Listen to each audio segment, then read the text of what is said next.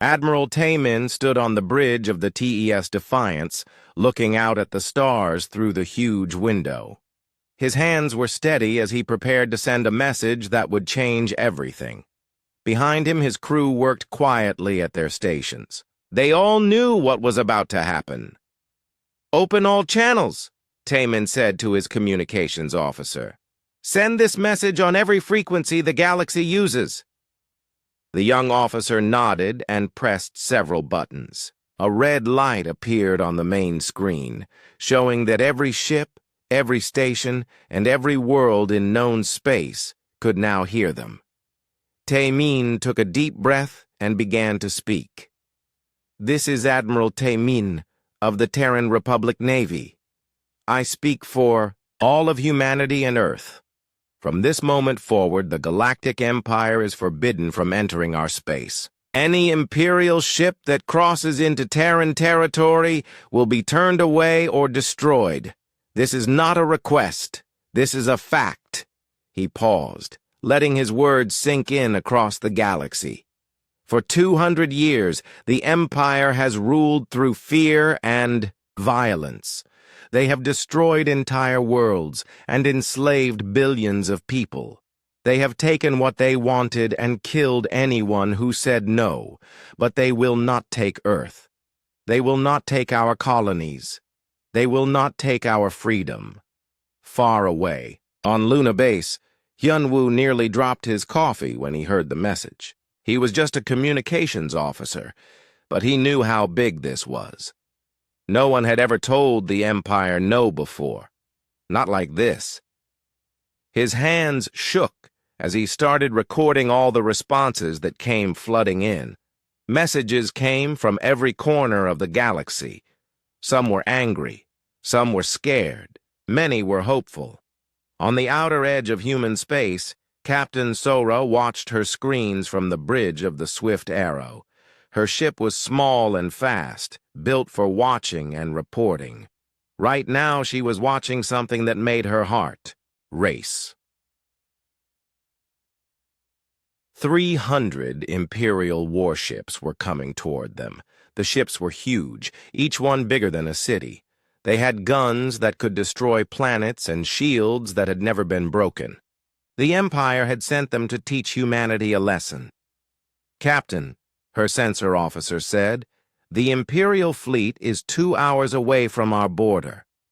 Sora nodded. She had been expecting this.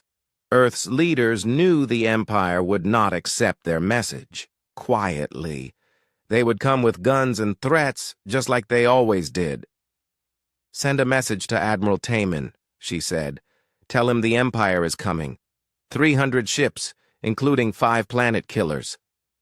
Back on the Defiance, Taemin received Sora's message. He showed no emotion as he read it. His crew watched him carefully, waiting for orders. "They're coming, just as we thought they would," he announced to his bridge crew. "The Empire thinks they can scare us with big ships and bigger guns. They think we are like all the other species they have conquered." He turned to face his crew. These men and women had trained for this moment for years. They had practiced and prepared and dreamed of the day when humanity would stand up to the bullies of the galaxy. Today, we show them they are wrong.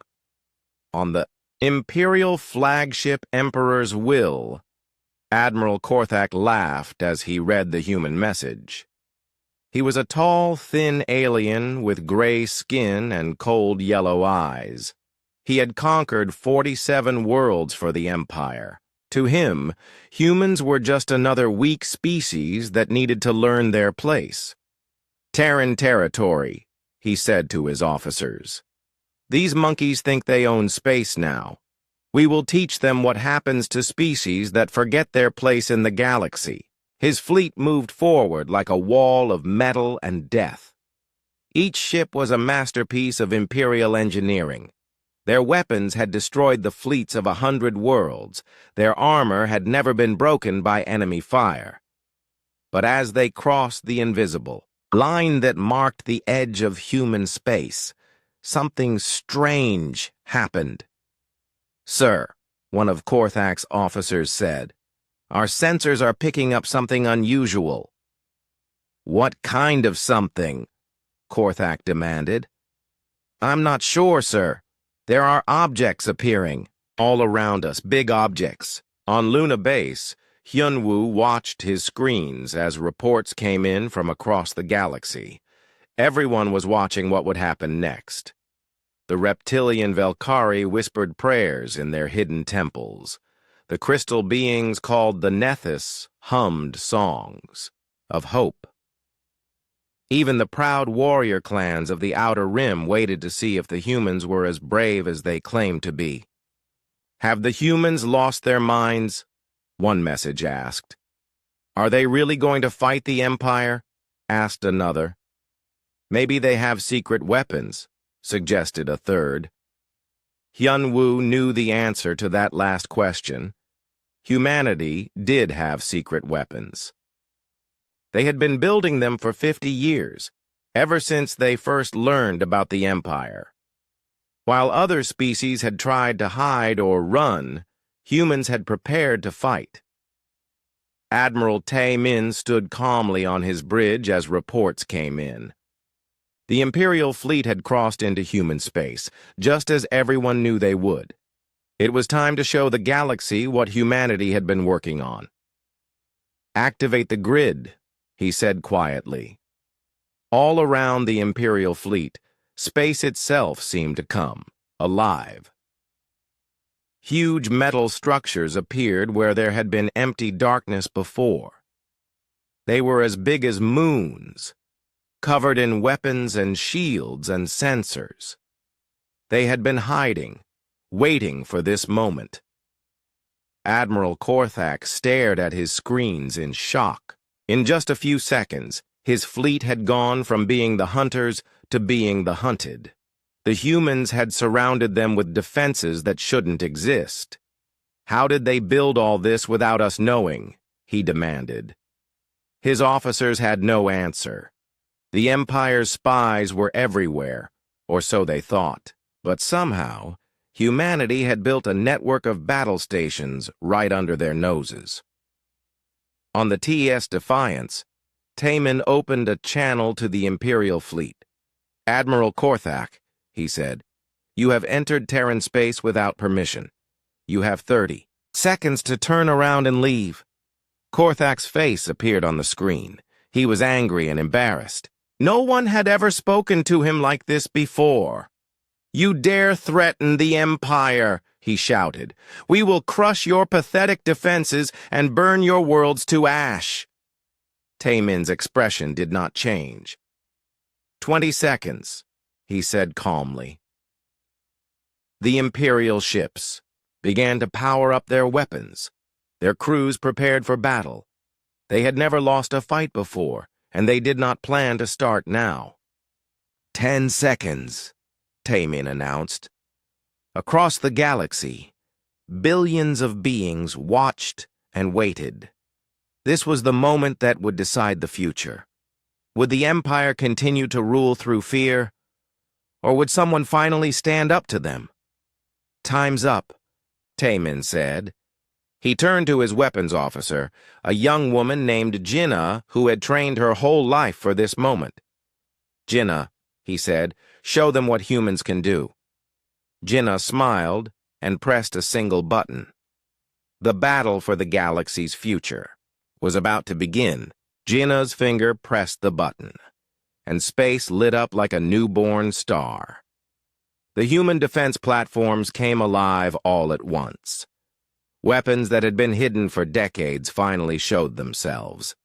But these were not the energy beams and plasma cannons that everyone expected.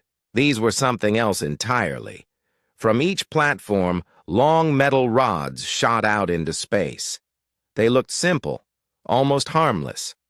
But they were moving faster than anything the Imperial fleet had ever seen. These tungsten rods were accelerated to incredible speeds, turning them into the most dangerous weapons in the galaxy. Admiral Korthak watched in horror as the first rods hit his ships. The Empire's energy shields, which had protected them from every weapon for centuries, did nothing. The rods passed right through the shields like they weren't even there. But the humans weren't trying to destroy the Imperial ships. They were doing something much more impressive. Each rod hit exactly where it was supposed to hit. Engine rooms went dark, weapon systems shut down, communication arrays stopped working. In just 5 minutes, the entire Imperial fleet was helpless.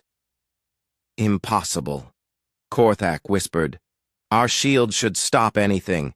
His science officer, a nervous being with 6 arms, checked his instruments 3 times before speaking. "Sir, those projectiles have no energy signature. Our shields are designed to stop energy weapons, not solid objects moving at those speeds."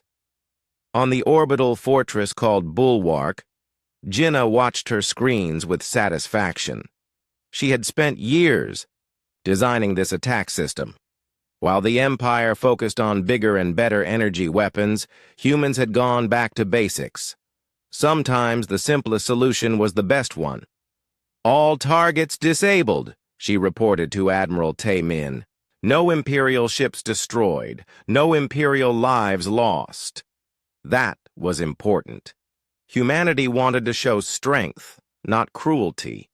They wanted the galaxy to see the difference between human justice and Imperial brutality. On Earth, in the War Council chambers, tactical analyst Dong Hyun studied the battle data. He was a quiet man who understood numbers better than most people understood words. To him, this battle was more than just a victory. It was a statement. "Look at these numbers," he said to his team. "We disabled 300 ships without killing anyone. We showed precision that the Empire can't match. This wasn't just about winning. This was about showing the galaxy that there's a better way to fight." His assistant, a young woman named Hye-Rin, looked at the data with amazement. The Empire always fights by destroying everything. They think power means being willing to kill. But we just proved that real power means being able to choose not to kill. Meanwhile, the defeated Imperial fleet was trying to figure out what had happened to them. Their ships were still intact, but they couldn't move or fight. They were sitting ducks in space, completely at the mercy of the humans. Admiral Korthak waited for the humans to demand surrender. He waited for threats and ultimatums. But instead, something completely unexpected happened. A new voice came over the communication channels. It was a woman with a kind but firm tone. She spoke in perfect Imperial standard, the language of the Empire. "This is Ambassador Mi Young of the Terran Republic. I am speaking to the crews of the Imperial fleet. You are not our prisoners. You are our guests?" Korthak couldn't believe what he was hearing. Guests? He had come here to conquer these people, and they were calling him a guest? Mi Young continued speaking. "Your ships are disabled but safe. We will provide you with food, water, and medical care if you need it. In return, we ask only that you listen to what we have to say." What happened next shocked the entire galaxy. Instead of demanding surrender or threatening execution, the humans began broadcasting something that no one had seen in centuries: the truth. Mi Young had been a scientist before she became a diplomat. She had studied alien cultures and languages. She knew that most beings in the galaxy had never heard the real story of the Empire's expansion. They only knew the official version, which painted the Empire as liberators and peacekeepers. But humans had been watching and recording for decades. They had collected evidence of what the Empire really did when they liberated a world. "People of the galaxy," Mi Young began. "We want to show you something. These are recordings made by our observation ships over the past 50 years. The first video showed the green world of Sanctuary, home to the peaceful Melody folk. They were a species that communicated through music and had never harmed anyone. The recording showed Imperial ships arriving and demanding submission. When the Melody folk tried to explain that they had no weapons and no army, the Empire bombarded their cities anyway. The official Imperial report says that Sanctuary was liberated from dangerous criminals, Mi-young explained. The truth is that 15 million innocent beings died because they couldn't fight back. The next recording showed the crystal cities of Lumina. The Empire had claimed the cities were abandoned when they moved in to strip mine the planet. But the human cameras showed something else. Imperial troops forcing millions of crystal beings into labor camps before destroying their homes. The Empire told the galaxy that Lumina was empty, Mi-young said. But 30 million luminarians were enslaved to mine their own world until nothing was left. Video after video played across every screen in known space. The Empire couldn't stop the broadcast because humanity's quantum communication network was more advanced than anything they had. For the first time in centuries, the galaxy was seeing the truth about their rulers. On the imperial capital world of Hegemonia Prime, Senator Vex-Tar watched the broadcasts with growing horror. He was an old politician who had served the Empire, faithfully, for over a century. He had always believed that the Empire brought order and peace to the galaxy.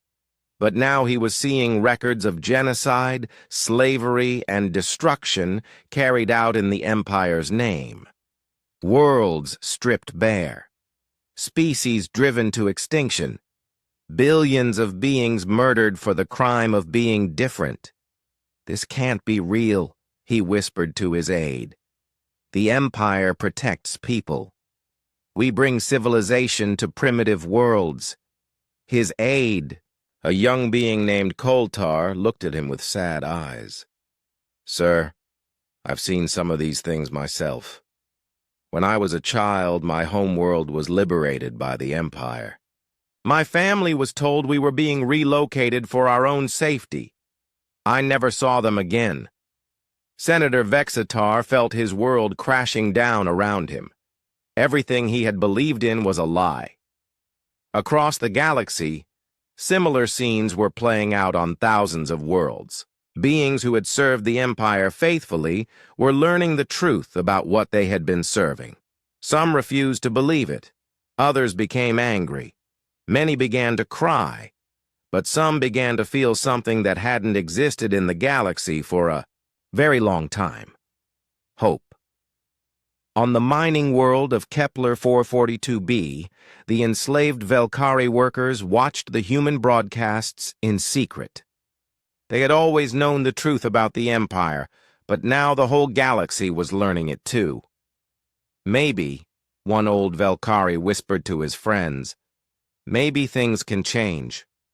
Maybe someone finally cares enough to fight back." In the disabled Imperial fleet, Admiral Korthak was facing a crisis. His crew was watching the same broadcasts, and many of them were beginning to ask uncomfortable questions. "Sir," one of his officers said quietly, "is this really what we've been fighting for?" Korthak had no answer. He had always followed orders, without question. He had never asked what happened to the people on the worlds he conquered. He had told himself that he was bringing peace and order to the galaxy, but the evidence was right there on his screens. The empire he served was built on lies and murder. Ambassador Mi-young's voice came over the speakers again. "We are sending repair ships to help fix your engines. You are free to leave whenever you want. But before you go, we ask you to think about what you've seen today. Ask yourself if this is the galaxy you want to live in." As human repair ships approached the disabled Imperial fleet, Korthak realized that everything had changed. The humans hadn't just defeated his ships. They had defeated everything he believed in. The 5-minute war was over, but the real battle for the galaxy's future was just beginning. 3 days after the battle, Captain Chan Wu was having the strangest conversation of his life. His exploration ship, the Horizon Walker, had arrived at Kepler 442b to deliver medical supplies to the mining colonies. It was supposed to be a routine mission, but nothing about the Empire was routine anymore. "Captain," the Velkari mine supervisor said quietly, "we need to talk. Somewhere the Imperial overseers can't hear us." Chan Wu had worked with many alien species, but he had never seen a Velkari look so determined. These reptilian beings were known for being cautious and peaceful. They followed rules and avoided trouble. But something had changed in this one's eyes. They met in the deep tunnels where the mining equipment was stored. A dozen Velkari workers were waiting there, all looking nervous but excited. "We saw the human broadcasts," the supervisor explained. "We knew the truth about the Empire already, but now everyone knows. The whole galaxy knows what they really are." An older Velkari stepped forward. His scales were gray with age, and his hands shook from years of hard labor. "My name is Gorvak. I have worked in these mines for 60 years. I have watched my people die from overwork and starvation while the Empire takes everything we dig up." He looked directly at Chan Wu. "But yesterday, for the first time in my life, I saw someone stand up to them. I saw someone say no, and if humans can do it, maybe we can too." Chan Wu felt the weight of responsibility on his shoulders. These beings were looking to him for hope, for guidance, but he was just a ship captain, not a revolutionary leader. "What do you want to do?" he asked carefully. Gorvak smiled, showing his sharp teeth. "We want to stop the mines, all of them, at the same time. If the Empire can't get the metals they need for their ships, maybe they'll have to listen to us." Meanwhile, on the imperial capital world of Hegemonia Prime, the political establishment was in chaos. Senator Vexitar stood before the Imperial Council, his hands shaking as he held a datapad full of evidence. "We need to talk about these human broadcasts," he said to the other senators. "We need to address the accusations they've made." Chancellor Mordak, the Empire's second most powerful leader, slammed his fist on the table. "We address nothing. These are lies spread by terrorists and rebels. The Empire has brought peace and order to the galaxy for 700 years. "Then explain this," Vextar said, activating a holographic display. It showed Imperial troops destroying a hospital on the world of New Haven. Sick children could be seen running from the flames. The room fell silent. Several senators looked away from the image. "The official report says this was a military facility," Vextar continued. "But this recording shows it was clearly marked as a hospital. There were no weapons, no soldiers, just doctors and patients." Senator Krelvas, a young politician who had recently joined the council, stood up slowly. "I've been reviewing our records from the past century. If these human recordings are accurate, then we've been lied to about almost everything." "Enough!" Chancellor Mordak shouted. "I will not listen to this treason." But his words couldn't stop what was happening. For the first time in centuries, Imperial senators were questioning their government's actions. The lies that held the Empire together were starting to crack. Far from the political debates, real change was happening on the streets. On the industrial world of Titan's Gate, human engineer Seok Jin was learning just how ready people were for revolution. He had been sent to help repair some damaged equipment at a factory, but when he arrived, he found something else entirely.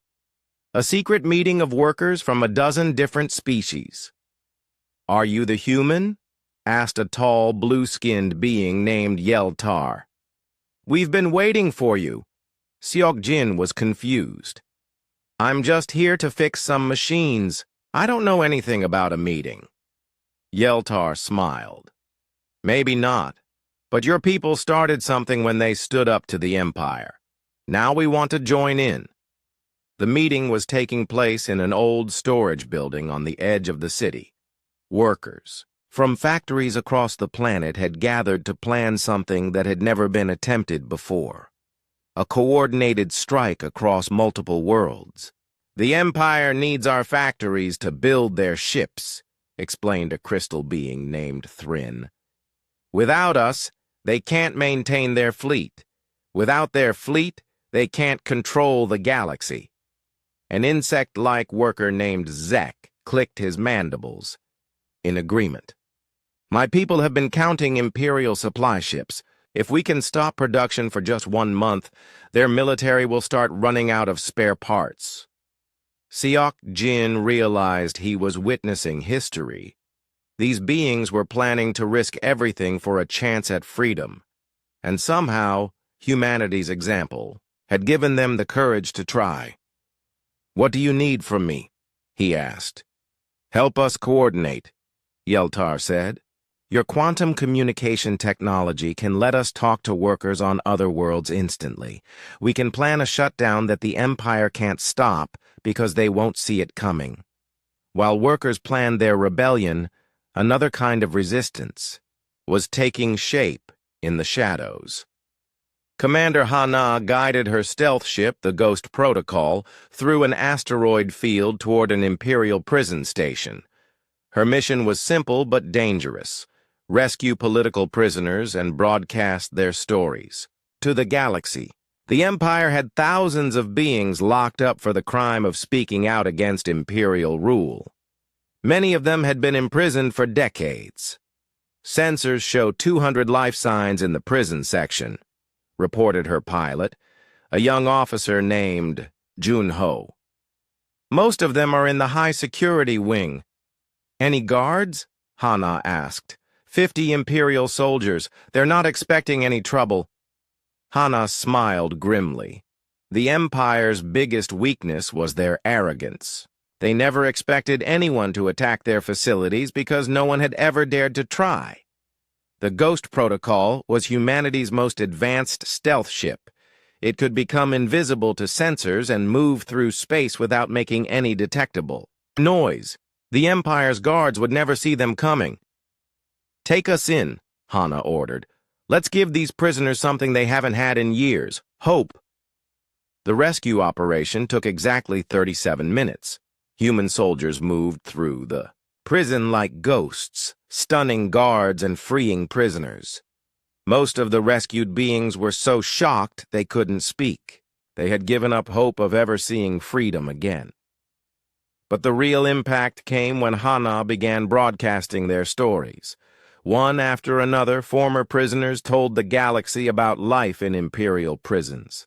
They spoke of torture, starvation, and worse. They talked about friends who had died in captivity for the crime of asking for basic rights. "I was arrested for teaching children to read in their native language," one elderly being said into the camera. "The Empire said that all worlds must use Imperial standard only. They said our languages were primitive and dangerous." Another prisoner, a young female with silver skin, held up her scarred hands. "They did this to me because I wrote a poem about missing my home. They said it was seditious literature." The broadcasts were having an effect across the galaxy. On world after world, beings who had accepted Imperial rule without question were starting to ask why. They were starting to wonder if there might be a better way to live. In his command center on Earth, Admiral Tae-min watched reports coming in from across known space. The human example was spreading faster than anyone had expected. Species that had been conquered centuries ago were remembering what freedom felt like. "Sir," his intelligence officer reported, "we're detecting work stoppages on 47 worlds. The pattern matches what our people are coordinating with local resistance groups." Taemin nodded. This was what they had hoped for when they made their declaration. Humanity couldn't free the galaxy alone, but they could show others that freedom was possible. Any response from the Empire? He asked. They're sending military forces to the affected worlds. Standard Imperial response. Crush any resistance with overwhelming force. Taemin's expression hardened. The Empire's brutality was about to get worse before it got better. But that might be exactly what the galaxy needed to see.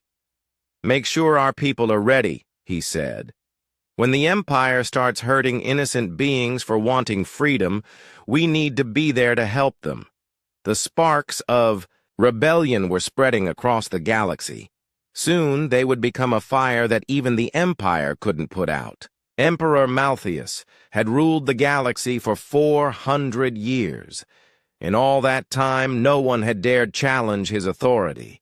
No one had questioned his right to rule. No one had ever said no to the Empire. Until now. The ancient ruler sat on his crystal throne in the highest tower of the Imperial Palace. His body was old and twisted, kept alive by machines and dark technology. But his mind was still sharp, and his anger burned like a cold fire. "These humans think they can defy me," he said to his council. His voice was like grinding metal. "They think their little rebellion will spread across my galaxy. They are wrong." The Emperor's advisors stood in silence. They had learned long ago that speaking during one of his rages was dangerous. Emperor Malthus had killed advisors for much smaller offenses than disagreeing with him. "Send a message to every world in the Empire," the Emperor commanded. "Any species that helps the humans will be destroyed. Completely. I want every living thing on their worlds turned to ash." Chancellor Mordak bowed deeply. "It will be done, my Emperor. The galaxy will remember why they fear us." But some members of the Council were beginning to have doubts. General Kixtar, the Empire's military commander, had served for 2 centuries. He had conquered more worlds than any other Imperial officer. But the human broadcasts had shown him things that made him question everything. "My Emperor," he said carefully, "perhaps we should consider negotiating with the humans. They have shown remarkable military capability. A diplomatic solution might be—" The Emperor's eyes blazed with fury. With a gesture of his hand, invisible, Force lifted General Kixtar off the ground and began crushing his throat. "There will be no negotiation," the Emperor hissed. "There will be no mercy. There will be only total submission or total destruction." He released the general, who fell gasping to the floor. "Does anyone else wish to suggest diplomacy?" The council remained silent. Meanwhile, Admiral Wu Jin was receiving a message that would change everything. The newly promoted commander of the Terran Defense Fleet stood on the bridge of his flagship, the mighty dreadnought Determination, when his communications officer called out, "Sir, we're receiving an encrypted transmission on a frequency we've never seen before. The signal is coming from deep inside Imperial space." "Put it through," Wu Jin ordered.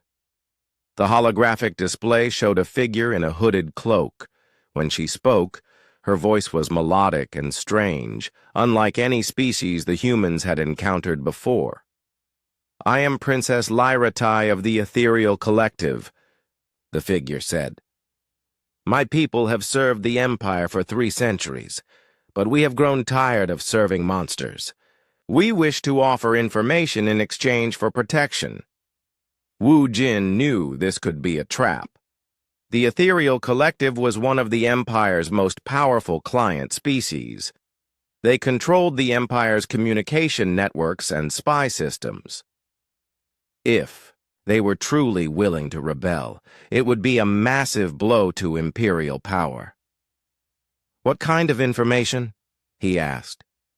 "The location of every Imperial fleet in the galaxy, the schedules of supply convoys, the weaknesses in their defensive networks." The princess paused. "And most importantly, the location of the Emperor's secret weapon projects." Before Wu Jin could respond, another crisis demanded his attention. Captain Yu Na, commander of the Rapid Response Team, was calling for immediate assistance. "Admiral," Yu Na's voice came over the emergency channel. "We have a situation at Haven's Rest. The Empire is about to make good on their threats." Haven's Rest was a peaceful agricultural world home to the pastoral folk, a species of gentle farmers who had never harmed anyone. They had no military, no weapons, and no defenses. Their only crime was sending food supplies to worlds where human-inspired rebellions were taking place. "How bad is it?" Wu Jin asked. 12 Imperial battleships are moving into position around the planet. They're preparing to bombard the surface. 2.5 million innocent beings are about to die unless we do something. Wu Jin felt the weight of command crushing down on him. This was exactly what the Empire wanted, to force humans to choose between helping others and protecting themselves. If humanity saved Haven's Rest, they would be openly at war with the Empire. If they didn't, millions would die. "How long do we have?" he asked. 6 hours until the bombardment begins," Yu Na replied. "But it will take 8 hours to get a rescue fleet there." The Admiral closed his eyes and made the decision that would define humanity's role in the galaxy. "Launch all available ships," he ordered. "We're going to save those people." The evacuation of Haven's Rest became the largest humanitarian operation in galactic history. Human transport ships, cargo vessels, and even civilian craft raced to reach the doomed world before the Empire's deadline. Yuna commanded the operation from her flagship, the heavy cruiser Thunder's Edge. She watched as her ships descended through Haven's Rest's atmosphere to begin loading refugees. "Status report," she called out. "We have 300 ships on the surface," her operations officer reported. "But we can only evacuate about 50,000 people per hour at this rate. We need more time." Yuna knew they didn't have more time. The Imperial fleet was already moving into bombardment position. In just 2 hours, they would start firing whether the evacuation was complete or not. "All ships, increase loading capacity," she ordered. "Pack them in tight. We're not leaving anyone behind." The pastoral folk were amazed by the humans' efforts. They had expected to die when the Imperial ultimatum was delivered. No one had ever risked their lives to save them before. "Why are you doing this?" asked Elder Nimtal as he helped load his people onto a human transport. "We cannot repay you for this kindness." The transport pilot, a young human named Bo Kyung, smiled at him. "Because it's the right thing to do. Because no one should die just for feeding hungry people." As the evacuation continued, Imperial Admiral Vexmore grew impatient. He had been ordered to destroy Haven's Rest as an example to other worlds. The Cade humans were interfering with his mission. "Sir," his tactical officer reported, "the humans have over 500 ships in the system now. They're evacuating the population faster than we expected." Vexmore was a cruel being who enjoyed causing suffering. He had personally overseen the destruction of 17 worlds during his career. To him, the pastoral folk were just targets, to be eliminated. "Then we stop waiting," he decided. "Begin the bombardment.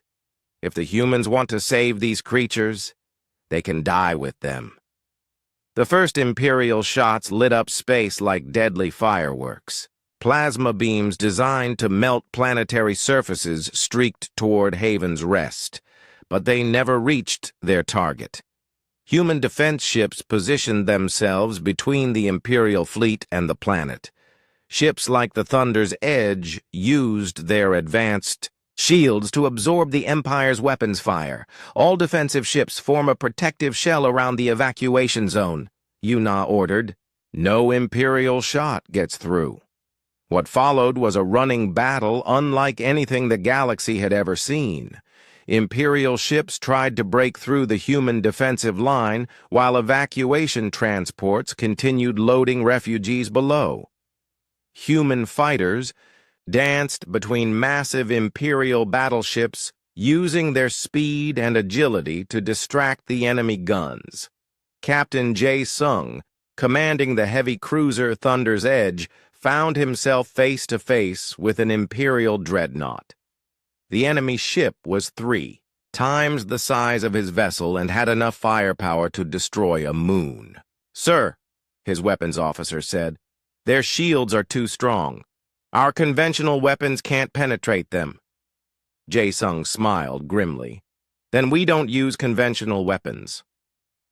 The Thunder's Edge was equipped with humanity's newest technology, phase-shift cannons that could pass through solid matter and reality manipulation fields that could bend space-time itself. These weapons had been developed in secret over decades of research. "Fire the phase cannons," Jae Sung ordered. Beams of energy that existed in multiple dimensions simultaneously struck the Imperial dreadnought. The enemy's shields tried to stop them, but the beams simply existed in different phases of reality. They passed through the shields like they weren't there and struck the ship's hull directly. The Imperial captain watched in shock as his mighty vessel's systems began shutting down. "How are they doing this?" he demanded. "Our shield should stop anything." But there was no time to figure out the answer. More human ships were attacking with weapons that defied everything the Empire knew about physics. On the surface of Haven's Rest, the last transports were loading the final groups of refugees. Elder Nimtal was one of the last to board, making sure all of his people were safe first. "That's everyone," reported transport pilot Bo Kyung. "All 2.5 million pastoral folk are accounted for." Yuna felt a wave of relief wash over her. They had done the impossible. In just 18 hours, humanity had evacuated an entire species from their homeworld. "All ships, retreat to safe distance," she ordered. Mission accomplished. As the human fleet withdrew, Admiral Vexmore stared at his tactical displays in disbelief. The humans had not only defended Haven's Rest, they had evacuated everyone before his fleet could kill a single being. "Sir," his communications officer said quietly, "we're receiving a message from the human fleet." Yuna's face appeared on Vexmore's screen. She looked tired but determined.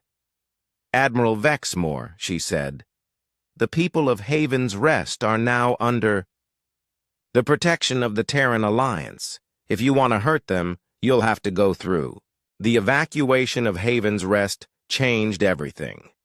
Across the galaxy, species that had lived in fear for centuries watched as humans risked their lives to save people they had never met.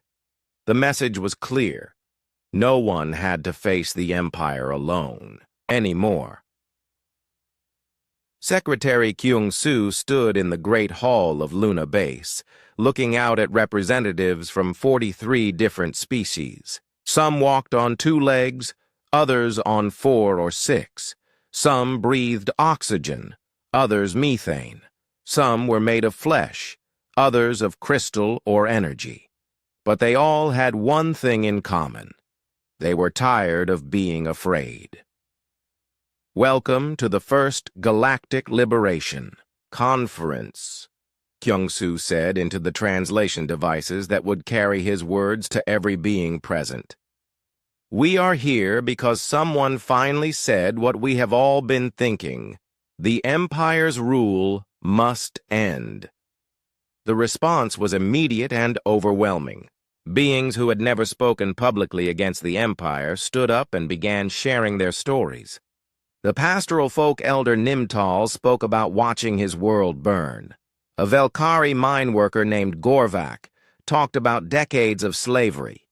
A young ethereal named Kiltha described how her people had been forced to spy on their own friends and families.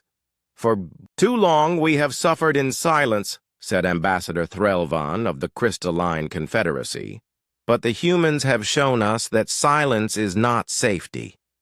It is just slow death."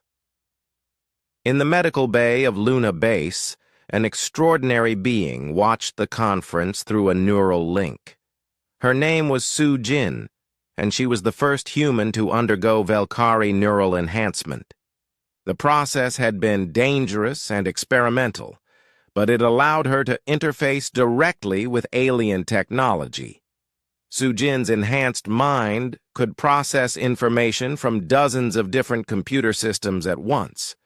She could coordinate fleet movements, analyze tactical data, and communicate with alien species in ways that had never been possible before. "The conference is being broadcast to over 800 worlds," she reported to Kyung-Soo through their neural link.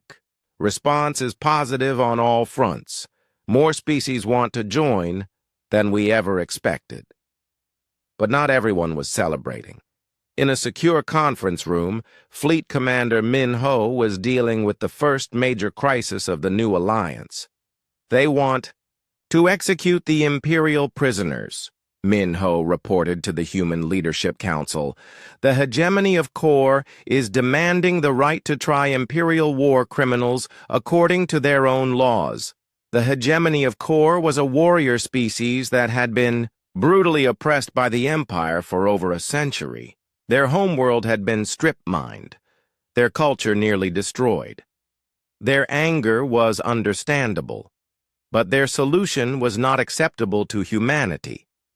"What do their laws say?" asked Chief Justice Gi-hun. "Death by combat," Min-ho replied. "They want to force Imperial officers to fight core warriors in single combat, to the death." Gi-hun closed his eyes and sighed. This was exactly what he had been afraid of. The alliance was being built on the idea that there was a better way to resolve conflicts than violence. But how could they convince beings who had suffered so much that revenge was not the answer? "Set up a meeting with the core representatives," he decided. "We need to find a solution that serves justice without becoming the same kind of monsters we're fighting against." Meanwhile, the Alliance was achieving something remarkable. True cooperation between species that had never worked together before. Commander Bo-Ra stood on the observation deck of the massive space station New Horizon, watching as ships from dozens of different civilizations worked side by side. The station had been built in just 6 months, using shared technology from member species. Nethys Crystal Tech provided the power systems. Velkari neural networks handled communications. Human adaptive materials made up the hull. And ethereal gravity manipulators kept everyone comfortable regardless of their species' needs.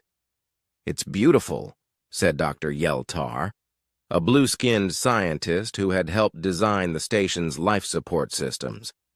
"I never thought I would see the day when so many different peoples could work together like this." Bo-Ra nodded. She had spent her career as a military officer, but this project had shown her something new. What beings could accomplish when they cooperated instead of competing. "The Empire rules through fear and division," she said. "They tell each species that they are superior to all the others. But working together makes us all stronger." The construction of New Horizon was being watched by intelligence agents across the galaxy. On the Imperial capital world, General Torvak studied the reports with growing concern. "They built this in 6 months?" he asked his aide. "That's impossible. It should take years to construct a station that size." "According to our spies, sir, they are sharing technology freely between species. Each civilization contributes their strongest capabilities to the common effort." General Torvak had commanded Imperial forces for over 2 centuries. He understood military engineering better than almost anyone in the galaxy. What the Alliance had accomplished should not have been possible. The Empire conquers civilizations to steal their technology, he mused. But we never let different species work together. We keep them separate so they can't threaten us. His aide looked nervous. Sir, are you suggesting that our policy is wrong? General Torvak didn't answer immediately. He was beginning to realize that the Empire's greatest strength might also be its greatest weakness. By keeping species divided and suspicious of each other, they had prevented anyone from challenging Imperial power, but they had also prevented the kind of rapid innovation that the Alliance was achieving. Back on New Horizon, the first joint, military exercises were taking place. Human ships flew alongside Velkari fighters and Nethys crystal ships. Each species brought different strengths to the combined fleet. Human ships have the best armor and weapons, reported Tactical Coordinator Sang Wu. Velkari fighters are incredibly fast and agile. Nethys vessels have energy systems that we're still trying to understand. When they work together, they can handle threats that would overwhelm any single species. Admiral Wu Jin watched the exercises from the command center. He was amazed by how quickly the different species had learned to coordinate their attacks. Human precision, Velkari speed, and Nethys power made for a formidable combination. Run Scenario 7, he ordered.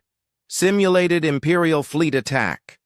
The joint fleet responded to the simulated threat with impressive efficiency. Human ships formed defensive screens while Velkari fighters darted between enemy formations, and Nethys crystal ships provided heavy firepower from long range.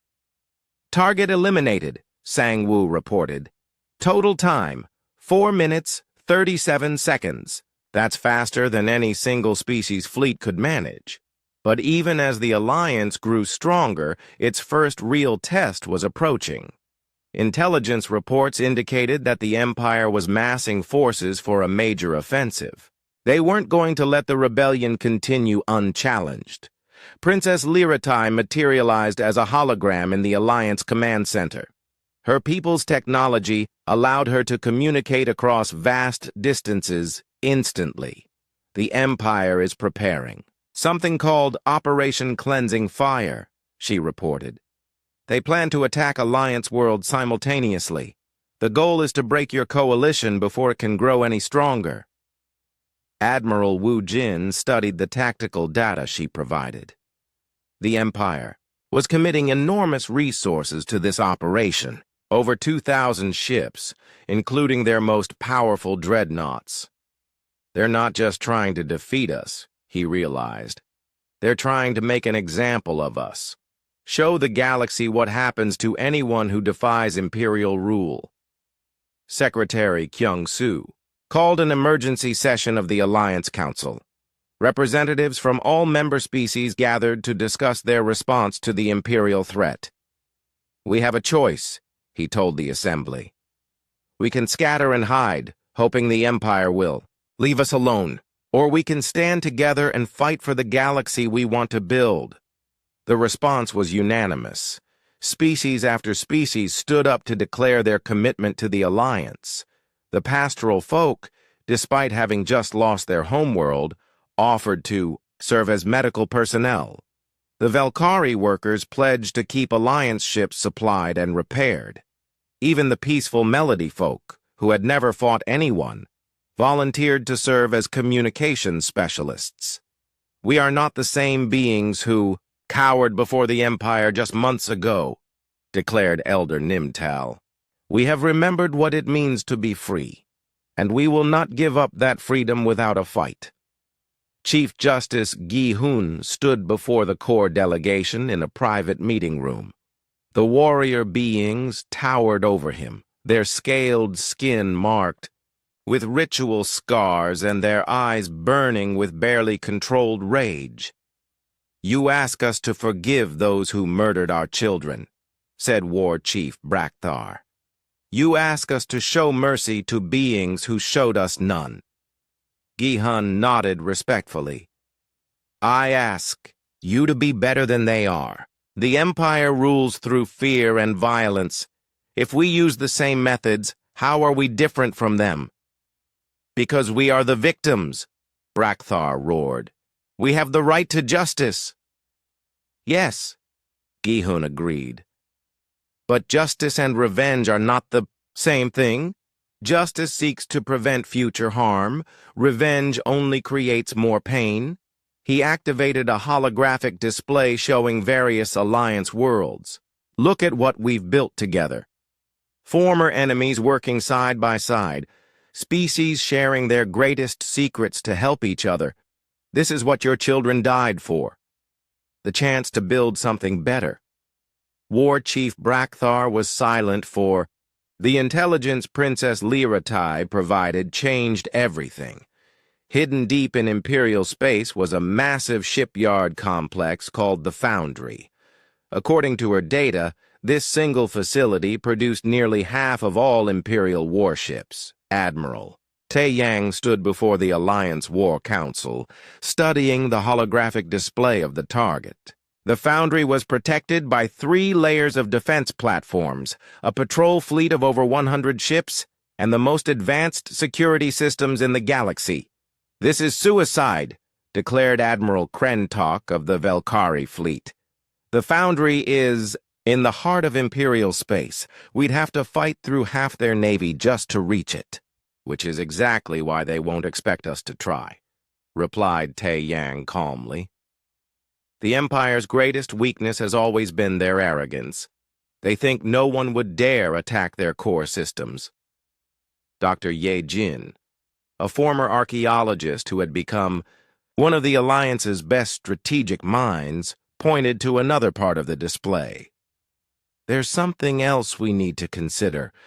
According to Princess Lyratai's data, the Foundry isn't just a shipyard. It's built around ancient ruins.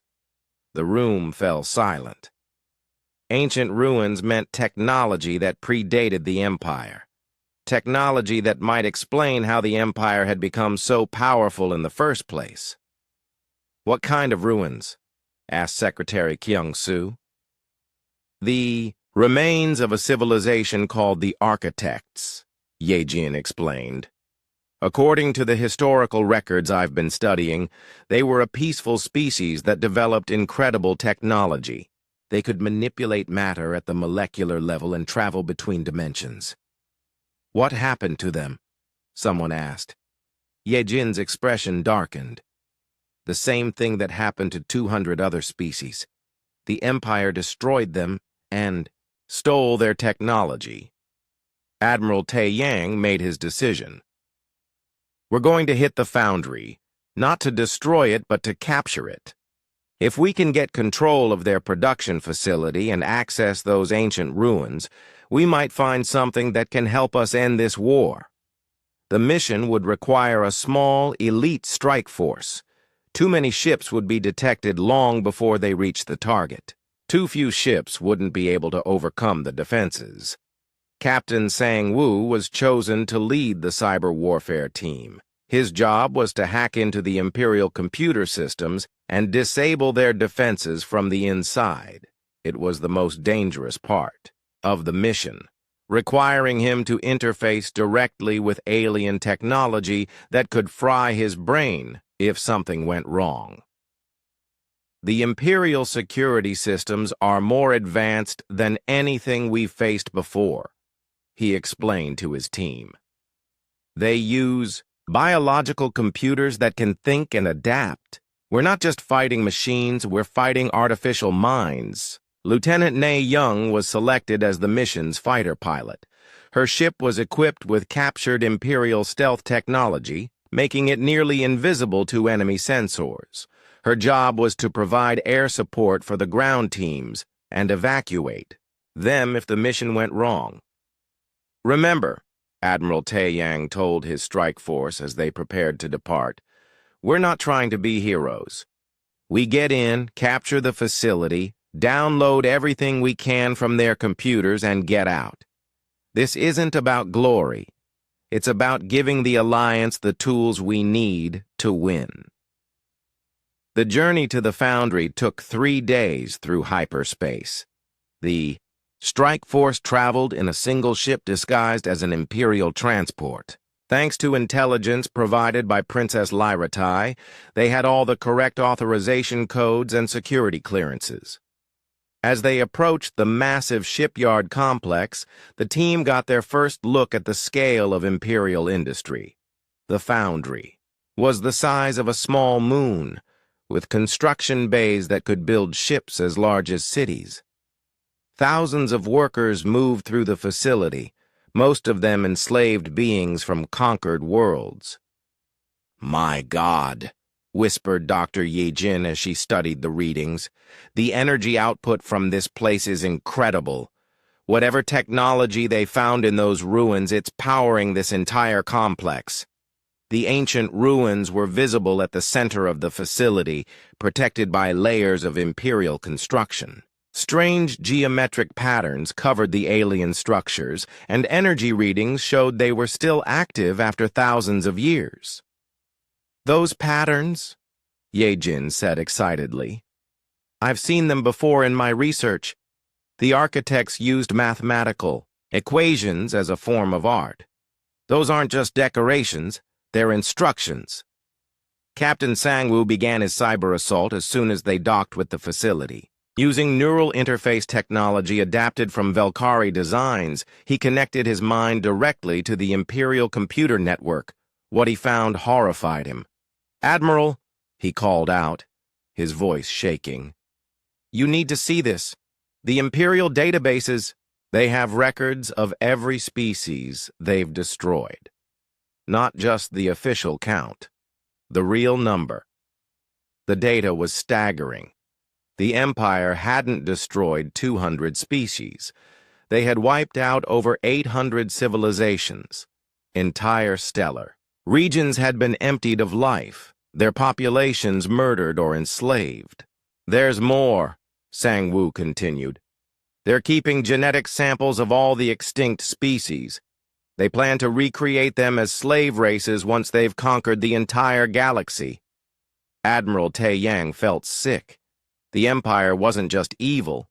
They were planning to resurrect the dead as slaves. It was a level of cruelty that defied comprehension. But the worst discovery was yet to come. Dr. Yejin had reached the ancient ruins at the center of the complex. Using portable scanners, she began analyzing the alien technology.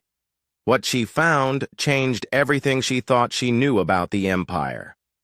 "The architects aren't extinct," she announced over the communication link. "They're here. They're alive." "What do you mean?" Tae Yang demanded. "The Imperial records say they destroyed the architect homeworld 5,000 years ago. But these ruins show signs of recent activity. Someone has been maintaining this technology, updating it, improving it. Deep beneath the Foundry in chambers that didn't appear on any Imperial map, Yejin found them. Dozens of beings that looked like living crystal, their bodies translucent and beautiful. They were chained to massive machines, their life force being drained to power the Imperial shipyard. "They've been slaves for 5,000 years, Yejin whispered. "The Empire didn't just steal architect technology, they enslaved the architects themselves." One of the crystal beings turned toward her. When it spoke, its voice was like music mixed with sadness. "You are not Imperial," it said. "You are the ones who fight them. We have watched your rebellion through the network. We have waited so long for someone to find us." "We're going to get you out of here," Yejin promised. "No," the architect replied. "We are too weak to survive transport. But we can give you something better. The knowledge to defeat them." The architect's body began to glow brighter. "Touch the interface. We will share our memories. Learn what the Empire truly is." Yejin hesitated. Interfacing with alien technology was always dangerous. But the Alliance needed information if they were going to win this war. She placed her hand on the glowing interface. The knowledge that flowed into her mind was overwhelming. She saw the true history of the galaxy, not the Imperial version, but the real story. The Empire hadn't always been evil. It had started as a single species that was attacked by aggressive neighbors. Their first conquests had been acts of self-defense, but power corrupted them. Each victory made them hungrier for more. Each world they conquered made them believe they deserved to rule others. Over thousands of years, they had transformed from defenders into the greatest threat the galaxy had ever known. The architects had tried to stop them peacefully.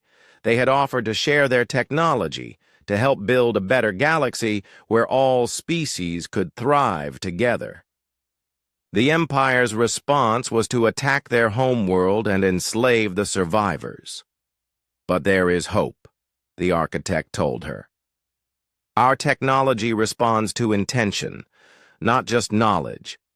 It will work for those who seek to build, but it will fail those who seek only to destroy. That is why the Empire has never been able to fully master it. Lieutenant Na Young's voice crackled over the communication system. Admiral, we have a problem. Imperial security forces are converging on our position. Someone figured out we're here. The mission had been discovered. Imperial Guard units, the Empire's elite soldiers, were moving through the facility toward the strike team's position. These weren't ordinary troops. They were cybernetically enhanced warriors who had never been defeated in combat. All teams, begin extraction, Admiral Tai Yang ordered. Sang-Woo, how much data have you downloaded? About 60%, the cyber warfare specialist replied. I need 5 more minutes to get everything. You don't have 5 minutes, Na Young reported. Imperial fighters are scrambling from the defense platforms. This place is about to become a war zone. The battle for the Foundry became a running fight through the massive complex. Imperial guards used energy weapons and personal shields, while the Alliance strike team fought back with adaptive ammunition and phase shift technology.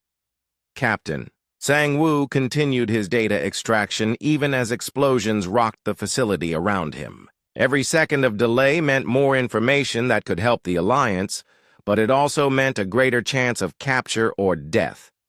Got it, he finally announced. All Imperial shipyard data downloaded, plus construction blueprints for their entire fleet. Dr. Yejin emerged from the ruins carrying a small crystal device. The architects gave me something, she said.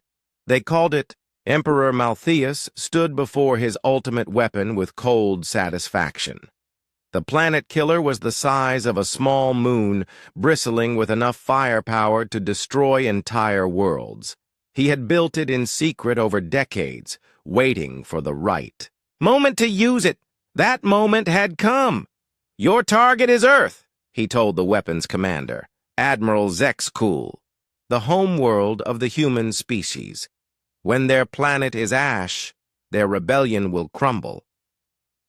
Admiral Zexcool was one of the Empire's most loyal servants.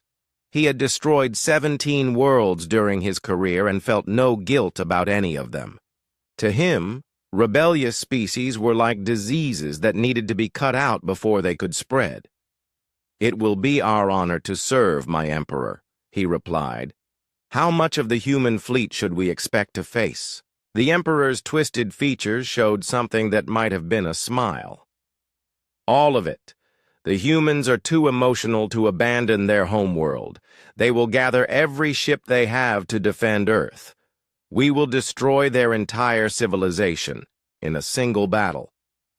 Meanwhile, on Earth, President Daeho faced the hardest decision of his life. Intelligence reports confirmed that the planet killer was on its way. The massive weapon would reach Earth in just 5 days. Sir, his military advisor said. "We should evacuate the planet. Get as many people off-world as possible before the Empire arrives." "No," Deho replied firmly. "If we run from Earth, we're telling the galaxy that even we don't believe in our cause. This is where we make our stand." The president's decision sent shockwaves through the alliance. Many species thought the humans had lost their minds. Why sacrifice their homeworld when they could live to fight another day? But others understood the deeper meaning of the choice. Earth wasn't just a planet. It was a symbol. If humanity would fight to the death for their home, maybe freedom really was worth any sacrifice. Dr. Subin worked frantically in the research facilities beneath Geneva. She led the team developing Project SHIELD, humanity's desperate attempt to protect Earth from the planet killer's main weapon. "The theoretical calculations work," she explained to her exhausted team. "Using architect technology from the Foundry raid, we can create a planetary defense field. But we've never tested anything on this scale." The SHIELD system was based on alien mathematics that human minds could barely understand. It would wrap Earth in a protective field that existed in multiple dimensions simultaneously.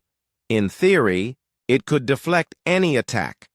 In practice, it might tear the planet apart if something went wrong. "How long do we have to complete the system?" asked her assistant, Dr. Junwoo.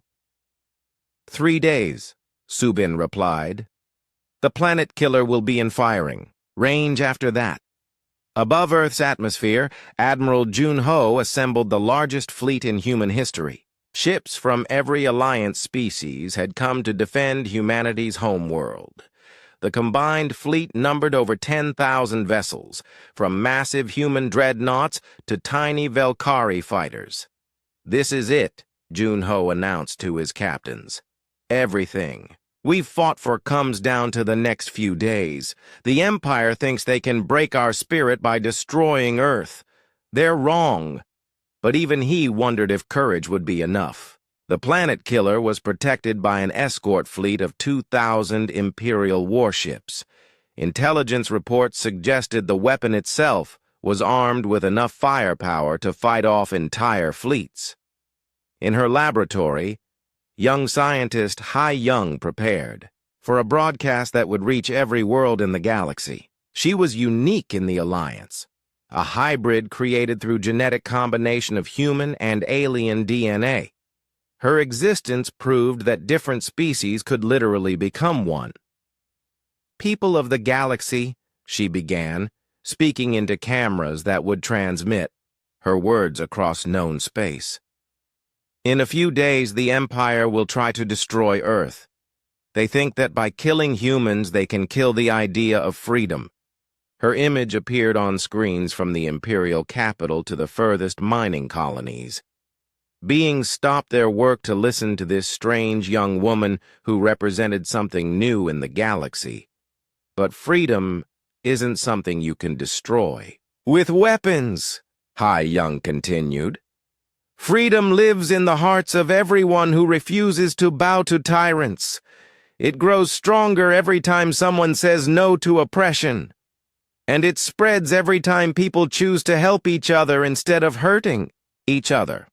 On the Imperial capital world, Senator Vexatar watched the broadcast with tears in his eyes. For over a century, he had served the Empire, believing it brought order to chaos. But this young woman's words reminded him of ideals he had forgotten long ago. "What have we become?" he whispered to his aide. "When did we become the monsters? In the galaxy's nightmares?"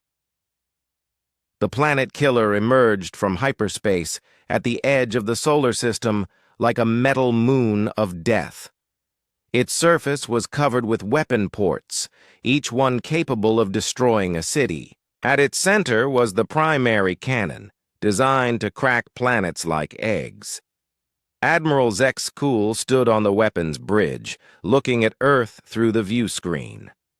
The blue-white world looked so peaceful from this distance. It was hard to believe that such a small planet had caused the Empire so much trouble.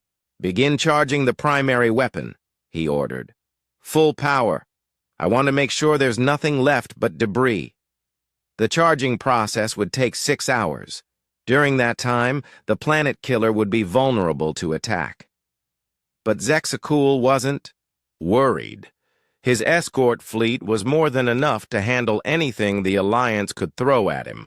On Earth, the final preparations for Project SHIELD reached a critical phase. Dr. Subin watched her instruments as massive generators came online around the planet. Each one was powered by architect technology, channeling energies that humanity barely understood. "Field generators are stable," reported Dr. Junwoo. "Power levels are building toward activation threshold." "Any sign of dimensional instability?" Subin asked nervously. "Not yet, but Subin, if this doesn't work—" "It will work," she said, with more confidence than she felt. "It has to work."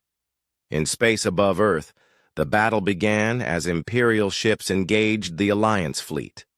Admiral Jun-Ho had divided his forces into 3 groups. The first would try to break through to the planet killer itself. The second would hold off the escort fleet. The third would protect Earth's orbital installations. "All ships, attack pattern. Delta," Jun-Ho ordered. "Hit them fast and hard. Don't let them settle into defensive positions."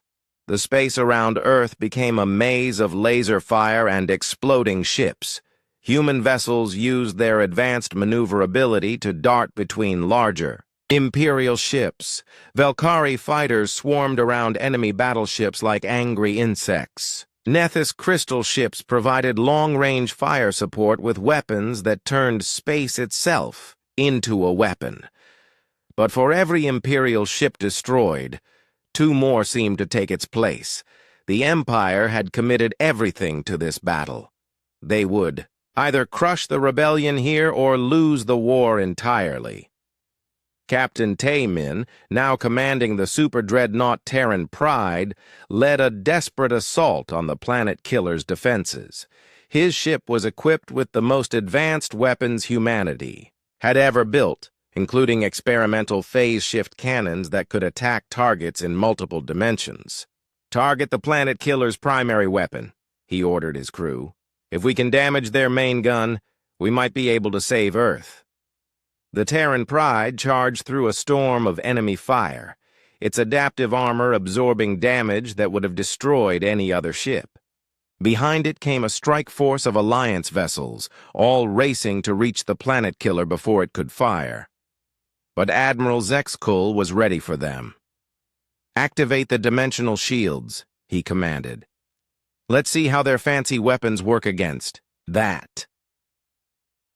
The planet killer disappeared from normal space, existing in a pocket dimension where conventional attacks couldn't reach it. The Alliance strike force found themselves firing at empty space while the weapon continued charging its planet-destroying cannon. "It's useless," reported Taemin's weapons officer. "We can't hit what we can't see." On Earth, Dr. Subin watched. Her countdown timer reached 0. The planet killer was almost ready to fire, and Project SHIELD wasn't complete yet. They needed more time. Time they didn't have. "Activating partial field," she announced. "It's not complete, but it's better than nothing." A shimmering barrier of energy appeared around Earth, flickering and unstable. The shield was only at 30% power, nowhere near strong enough to stop the planet killer's weapon. In space, young Ha-Young made a decision that would change the course of the battle. As a hybrid being, she could interface with both human and alien technology in ways that no one else could. And she had an idea that was either brilliant or completely insane. "Admiral Jun-Ho," she called over the communication system, "I need access to our most powerful ship. I think I know how to hurt the planet killer." "Ha-Young, you're not a soldier," Jun-Ho replied. "This isn't your fight. Yes, it is, she said firmly. I exist because different species chose to work together instead of fighting. If the Empire wins today, beings like me will never exist again. This is exactly my fight. The planet killer's main weapon reached full charge just as Hai-Young reached the Alliance flagship. Through the view screen, she could see the massive cannon turning toward Earth. In just minutes, it would fire a beam capable of shattering continents. But Hai-Young had studied the architect technology more carefully than anyone else. She understood, something that the Empire had never learned. The ancient technology responded. The explosion of the planet killer lit up space like a dying star. Admiral Taemin watched from the bridge of the Terran Pride as the Empire's ultimate weapon became nothing more than expanding debris. Around him, his crew cheered and hugged each other. But Taemin knew the battle wasn't over yet. The planet killer's destruction had shocked the Imperial fleet, but they still outnumbered the Alliance forces. The real test was what would happen next. "Admiral," his communications officer called out, "we're receiving transmissions from the Imperial ships. They're asking for orders." That was when everyone realized the truth. Emperor Malthius had been aboard the planet killer when it exploded. The being who had ruled the galaxy for 400 years was dead, killed by his own weapon when it was turned against him. On the Imperial capital world of Hegemonia Prime, the news spread like wildfire. Communications Officer Ji-Wan, monitoring. Networks across the galaxy, watched as the Empire's command structure collapsed in real time. "The Emperor is dead," she reported to Alliance headquarters. "Imperial forces are laying down their arms on over 300 worlds. Local commanders are surrendering or simply abandoning their posts. The Empire had been held together by one man's iron will. With Emperor Malthius gone, centuries of suppressed anger and resentment exploded across the galaxy. Species that had been enslaved for generations suddenly remembered what freedom felt like. On the mining world of Titan's Gate, the Velkari workers walked out of the tunnels for the first time in decades. On the agricultural planet of New Harvest, the pastoral folk began singing songs that had been forbidden for centuries. On 1,000 worlds, beings looked up at the sky and dared to hope. But freedom without order could lead to chaos. Alliance leaders knew they had to act quickly to prevent the galaxy from tearing itself apart. Colonel Young-Soo led the first peacekeeping mission to Hegemonia Prime, the former imperial capital. His job was to help establish a transitional government, while keeping the peace between former enemies. "Remember," he told his troops as their ships descended toward the planet, "we're not conquerors. We're here to help these people build something better." The capital city was in chaos when they arrived. Former imperial officials were fleeing, while liberated slave populations were taking control of government buildings. Without strong leadership, the situation could quickly turn violent. Young-Soo set up his headquarters in the former Imperial Palace, a massive building that had housed the galaxy's rulers for centuries. But instead of claiming it for humanity, he opened